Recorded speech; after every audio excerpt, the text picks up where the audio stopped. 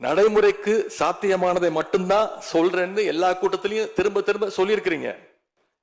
எனவே அதை விரைந்து செஞ்சு காட்டுங்க.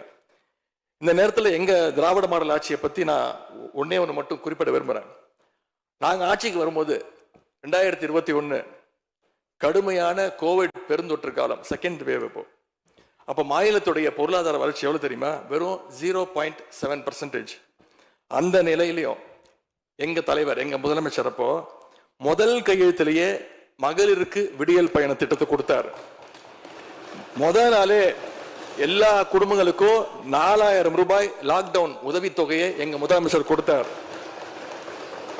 ஆவின் பால் விலை குறைப்பு, இப்படி முதல் நாளே 5 கோப்புகள்ல கையெழுத்து போட்டார். ஒரே மாசத்துல தேர்தல் அறிக்கையில சொன்ன மாதிரி பெட்ரோல் விலைய லிட்டருக்கு 3 ரூபாய் குறைப்பதற்கான உத்தரவையும் எங்க முதலமைச்சர் போட்டார். இப்படி கடுமையா உழைச்சதுனாலதான் இன்னைக்கு 5 ஆண்டு முடிவில் இந்தியாவிலேயே பொருளாதார வளர்ச்சியில நம்பர் 1 மாநிலமாக இன்னைக்கு தமிழ்நாட்டை எங்களுடைய தலைவர் மாத்தி காட்டியிருக்கிறார்.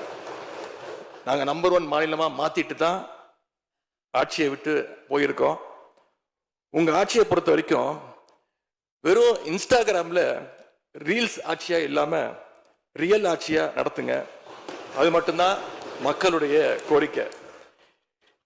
எங்களுடைய தலைவர், திராவிட முன்னேற்ற கழகத்துடைய தலைவர் முத்துவேல் கருணாநிதி ஸ்டாலின் அவருடைய கட்டளையின்படி நீங்க ஆட்சியை தொடர நாங்க தடையா இருக்க விரும்பல. அந்த வகையில பேரவையிலிருந்து நாங்க வெளிநடப்பு செய்கிறோம். நன்றி, வணக்கம்.